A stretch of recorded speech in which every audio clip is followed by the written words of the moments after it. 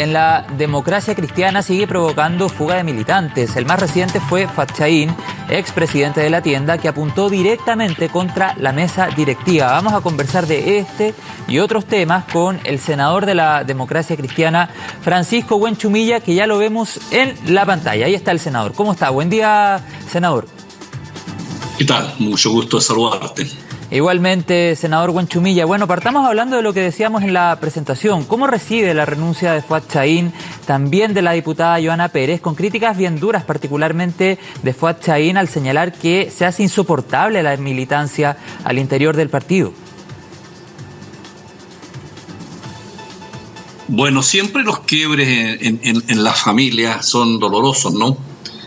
La democracia cristiana de alguna manera también es una larga familia que tiene muchos años. Nos hemos conocido por largo tiempo y siempre esos quiebres son dolorosos. Pero bueno, a veces los matrimonios terminan también, no queda otra alternativa, y cada uno seguirá su camino en función del diseño que tenga de cómo trabajar la política en el ámbito nacional. Doloroso, pero lo mejor era necesario. Conversé con usted, senador, hace algunos meses atrás, antes que incluso renunciara la senadora Rincón, el senador Walker, y usted decía precisamente esto, que ante un escenario de crisis al interior del partido, lo mejor era separar aguas. Sí, efectivamente. Yo señalo que cuando los matrimonios llegan a un estado en que simplemente la convivencia se hace imposible, entonces un proceso de maduración en la toma de decisiones implica separarse y buscar cada cual su camino. Es lo que aquí ha sucedido con esta crisis de la democracia cristiana. Y cuando, por ejemplo, la diputada Johanna Pérez dice que el partido ha cedido a la izquierda, se ha instalado en ese sector político, ¿qué responde usted? Respondo que hace tiempo hemos tenido visiones un poco distintas respecto del acontecer nacional y del rol que tiene que jugar la democracia cristiana. Tenemos dos almas diferentes y por lo tanto las diferencias están en esas miradas de país más que en cuestiones de orden personal. Por lo tanto aquí no se trata de una pelea de egos o de que no estemos siendo amigos o que hayamos terminado en una enemistad profunda. Aquí lo que ha habido son miradas distintas y entonces eso es bueno que se haya sincerado. Senador, pero si usted tuviera que definir, ¿pudiese decir a ciencia cierta que la democracia cristiana es un partido de centro-izquierda? Porque pareciera ahí también haber una discordancia respecto a los militantes que se han ido. Bueno, esa es la discordancia que hemos tenido a lo largo de los años. El partido nace como un partido de luchar por los sectores más modestos. Sí. Es un partido de centro-izquierda. Así lo hizo Frei Montalva con todas las reformas profundas que tuvo lugar en su gobierno, y hay otros camaradas que se fueron a una mirada mucho más de centro o centro-derecha, y ahí empezaron las dificultades respecto del acontecer del partido, y a eso se unió alguna forma de operar internamente en la cual tuvimos divergencia. Senador, y en ese sentido, ¿usted está en condiciones de afirmar, por ejemplo, que la senadora Rincón, el senador Walker, la diputada Pérez, Fuad Chahín, son hoy una centro-derecha? Yo no puedo calificar a esos senadores porque no quiero incurrir en una cuestión personal. Yo creo sí que tenemos distintas miradas respecto al acontecer nacional, respecto de una política de alianza, pero no porque lo diga yo, sino porque los hechos así lo demuestran. Senador, y en ese sentido, ¿usted es partidario que la democracia cristiana ingrese al gobierno o lo que queda de la democracia cristiana, que ha reducido bastante su número de parlamentarios? Creo que hoy día se presenta una gran oportunidad para la democracia cristiana una vez que ya hemos depurado la militancia y dirigencia que tenemos en orden a tener un proyecto propio, tener un partido más unido, un partido más disciplinado, que tenga objetivos políticos claros, que sea capaz de trabajar para transformar Chile en aquellas cosas que se necesitan para ser un país más justo, y creo que en ese sentido vamos a tener una mejor plataforma para poder desplegar nuestros propios puntos de vista. Si eso significa en algún momento la posibilidad de entrar al gobierno, es una cuestión que no hemos definido, que habrá que vernos su oportunidad, pero no andamos buscando eso. Lo que queremos es tener una democracia nítidamente con objetivos propios. Ya, o sea, podemos deducir de sus palabras que es positivo que estos militantes se hayan ido. Es positivo que cuando un matrimonio esté mal se tome una decisión de separación amistosa. Creo que es sano y le va a hacer bien a ambos grupos. Ya, ¿y usted considera, senador, que el partido puede salir de esta crisis o lo que está sucediendo puede terminar tal vez en el próximo periodo, en la próxima elección, en una desaparición o una poca relevancia en el escenario político? Hoy día tenemos poca relevancia hace Pero bastante tienen votos claves todavía. Sí, es que estamos en la parte baja de la tabla. Creo que no es fácil la tarea que tenemos. Ese es un desafío pendiente. Creo que no hay que ser soberbio, hay que ser humilde en la vida. Cuando uno está en la parte baja de la tabla, tenemos una tremenda tarea por delante y eso va a depender de los dirigentes, que podamos tener un partido renovado, moderno, nuevamente estructurado, acorde con las ideas del siglo XXI y que también podamos recuperar la fraternidad interna para tener una sana convivencia. Entonces tenemos mucha tarea por delante y espero que así lo hagamos. Bien, vamos a quedar muy atentos a ese proceso al interior de la democracia cristiana, pero vámonos a otro tema que marcó la semana, que es fiscal nacional y este rechazo del Senado de la ratificación. ¿Cómo calificaría, senador Huenchumilla, lo que pasó el día miércoles, si mal no recuerdo, claro, miércoles o el jueves, bueno, no sé, pero miércoles o jueves, soy un poco malo con la fecha, en el Senado? ¿Cómo lo calificaría? Esto fue el día miércoles exactamente, sí, de esta semana. Sí. Yo califico un hecho político ciertamente lamentable, de alguna manera bochornoso, porque esto se produjo porque las bancadas de los senadores se desordenaron completamente.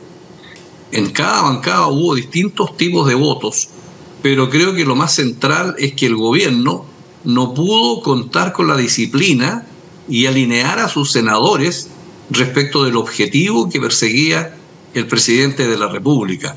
Y eso es malo porque si el gobierno no logra tener una disciplina en los votos de sus senadores, mal le puede pedir a aquellos que no somos de gobierno que estemos empujando los objetivos que el presidente persigue. ¿Fue una guerra sucia, como ha definido, por ejemplo, el mismo fiscal José Morales? No, guerra sucia no la calificaría yo así, y creo que eso sería un poco excesivo. En el Senado suceden ese tipo de divergencias, pero de lo que se trata es de tener un ordenamiento por parte de las coaliciones de gobierno en orden a tener un diseño con su presidente y de esa manera poder negociar con el resto de los senadores para lograr sus objetivos. Pero esta vez vimos a la coalición de gobierno, uno de los principales partidos de gobierno, absolutamente dividido, y creo que no fue muy bueno eso que vimos en la sala, que mientras el gobierno empujaba para un lado, algunos senadores empujaban para otro lado. No me pareció ese espectáculo digno del Senado. Bueno, es que hasta la propia ministra del Interior, Carolina Toá, habló de guerra sucia, senadora. Sí, pero a mí me pareció, digamos, que es una diferencia que se produce muchas veces entre los senadores respecto a determinados temas, forma parte de la vida política, pero hay que buscar las convergencias, pero quien tiene que darle ejemplo, en este caso, es la coalición de gobierno, cosa que esta vez no sucedió.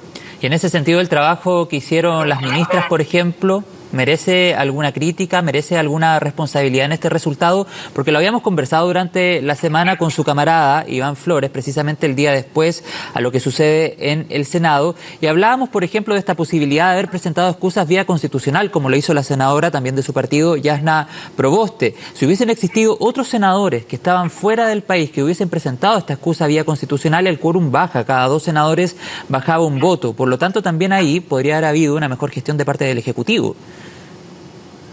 Esa responsabilidad de no pedir permiso constitucional, de ausentarse de la sala, de operar contra el gobierno, eso es responsabilidad de los senadores y senadoras.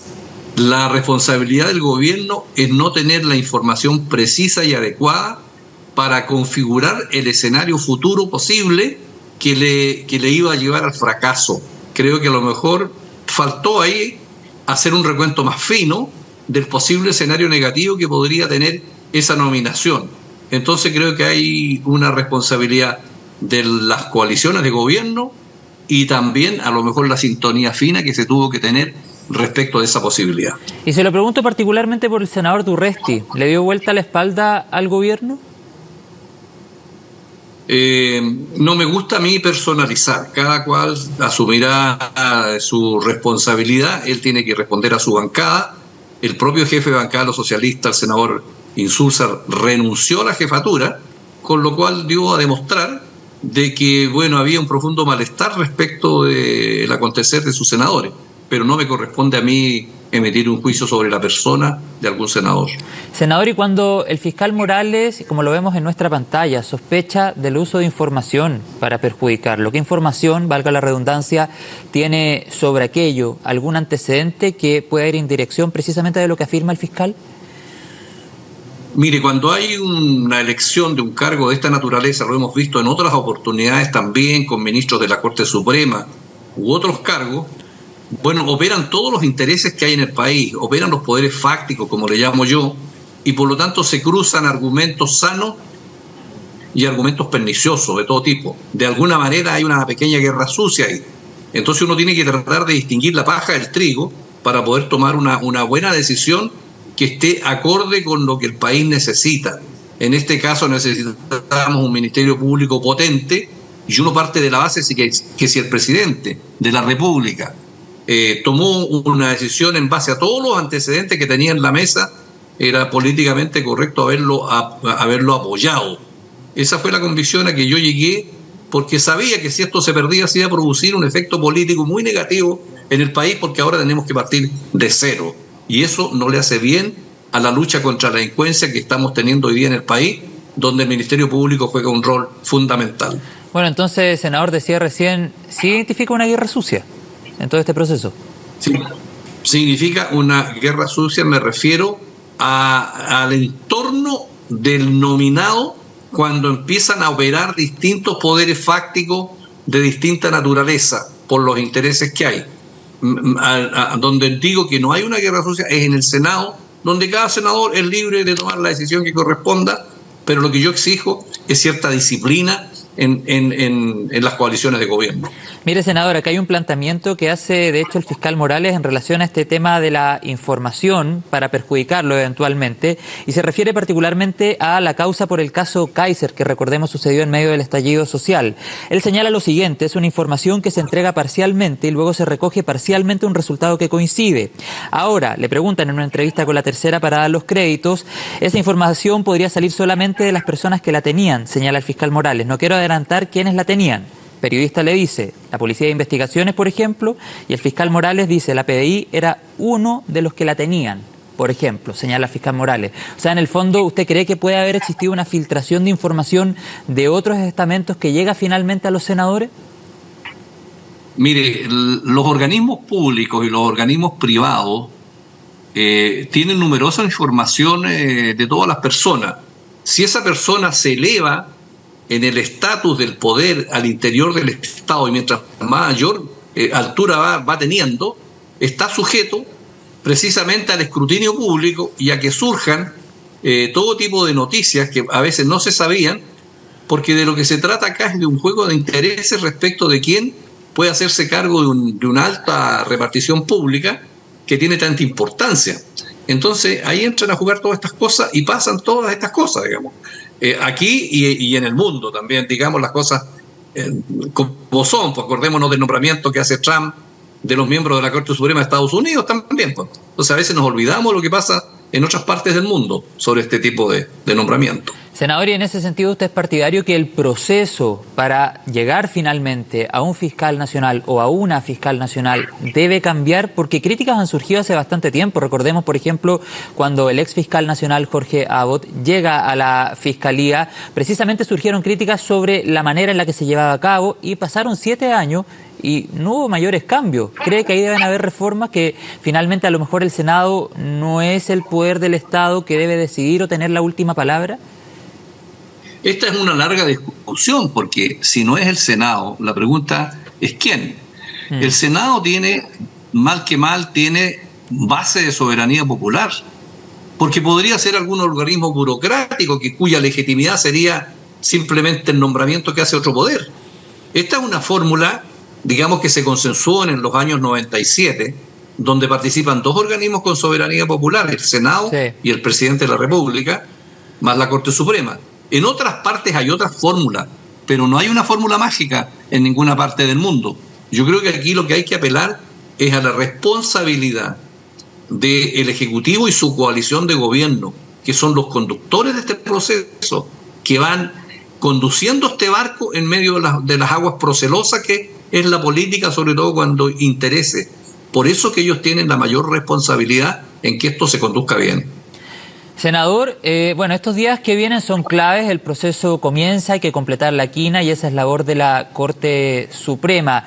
¿Alguna persona, candidato o candidata de los 12 restantes que usted considere debiese integrar la quina? La Corte Suprema tiene esa responsabilidad. Creo que no sería prudente que yo, antes que la Corte Suprema se pronunciara, estuviera insinuando los nombres que ahí correspondan. A la Corte Suprema le corresponde esa responsabilidad por mandato constitucional y yo espero que los señores y señoras ministras puedan ponderar adecuadamente para que este segundo proceso no fracase y encuentren a la mujer o al hombre que pueda responder los requerimientos que se necesitan hoy día para el Ministerio Público. Ya, pero ¿tampoco alguna característica que usted considere debiese tener esa persona? No, yo parto de la base que todos los postulantes tienen la base académica, la base de experiencia en materia procesal penal para trabajar en ese ámbito. Pero lo que yo personalmente exijo es que tengan un liderazgo, porque este es un cargo político al más alto nivel, para conducir el Ministerio Público y reponerlo en el prestigio y en las competencias que debe tener para luchar contra la delincuencia. Por lo tanto, debe saber conducir, procesar, escuchar, mandar, tomar decisiones, tener carácter, reorganizar este organismo. Esas son las condiciones que uno exige de un liderazgo, porque yo parto de la base que los conocimientos jurídicos lo tiene, el conocimiento de los códigos lo tiene. Aquí se necesita liderazgo. Y por supuesto probidad, y yo parto de la base que todos los que están ahí cumplen esas condiciones, pero creo que tiene que tener un liderazgo potente para conducir un organismo de esta naturaleza. Senador, y antes de terminar la entrevista quisiera preguntarle también sobre proceso constituyente. ¿Cómo lee, cómo recibe las declaraciones que hace el día de ayer el presidente de la República, Gabriel Boric, cuando señala que es la derecha la que se ha resistido a generar un acuerdo por un nuevo proceso constituyente? ¿Qué lectura hace de esas declaraciones? La derecha siempre quiso poder recuperar el poder de veto que tenía con la Constitución del 80, y así lo hizo cuando se bajaron los quórum, y así lo hizo cuando ¿Con ayuda de ex camaradas suyos, senador? Por supuesto, y con el voto en contra mía, y creo que de la Fabiola Campillay, donde todos estuvieron de acuerdo en eso, y yo señalé que esa era una posibilidad negativa al futuro. No quiero decir que yo sea el que tenga la razón, hago simplemente el punto.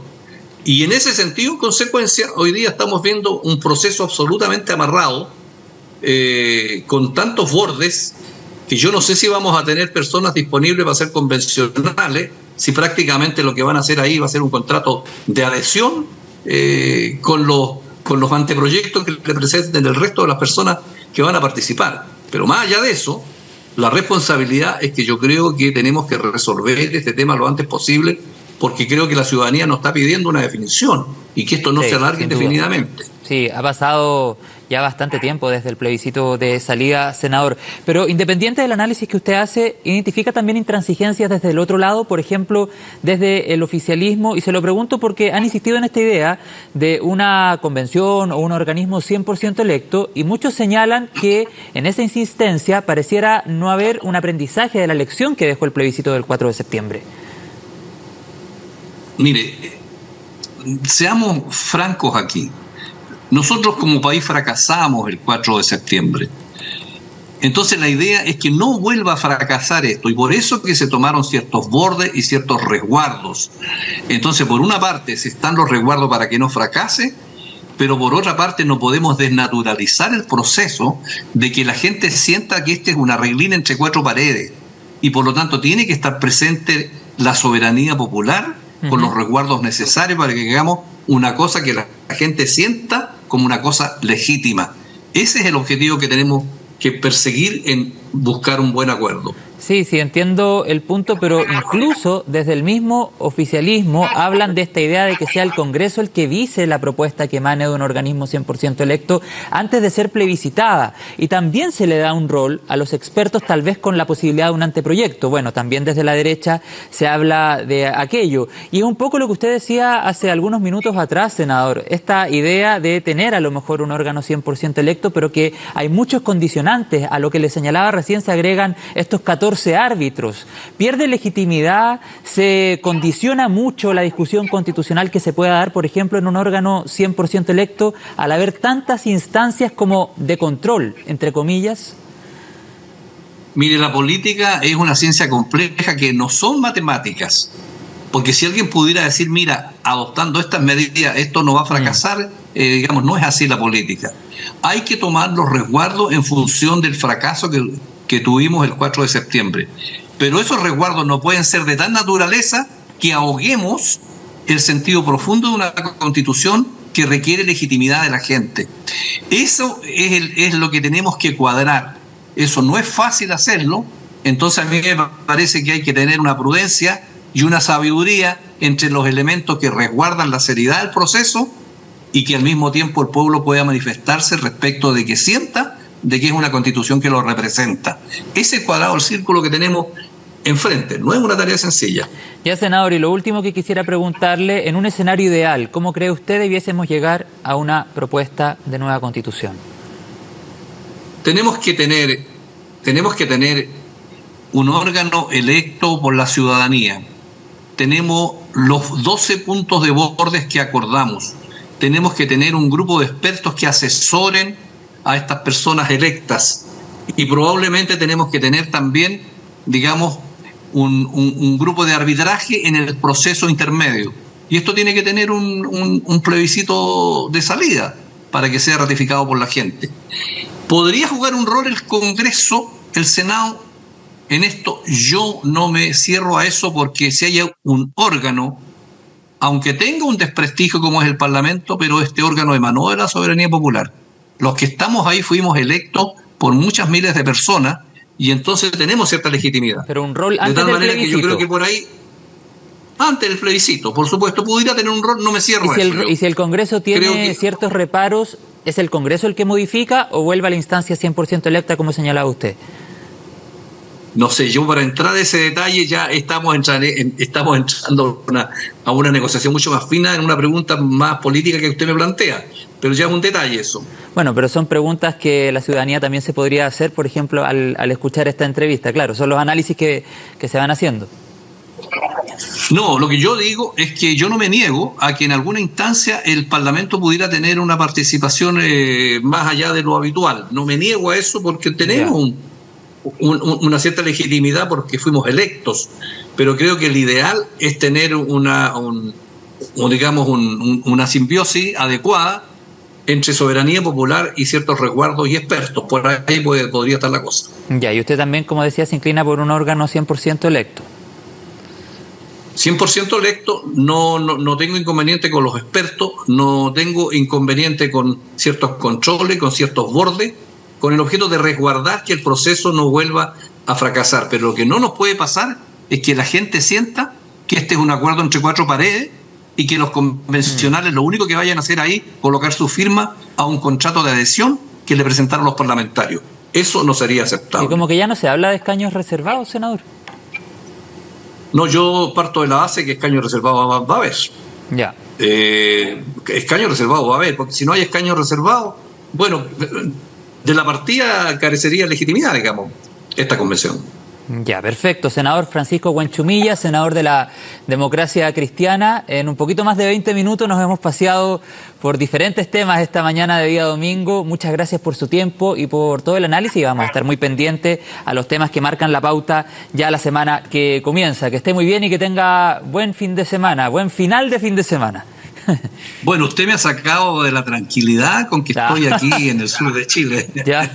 Y me hace pensar en todo esto tremendos problemas que tenemos. Pero muchas gracias, que nos vaya bien. Gracias. Chao, senador. Que tenga buen día. Chao. Chao, chao.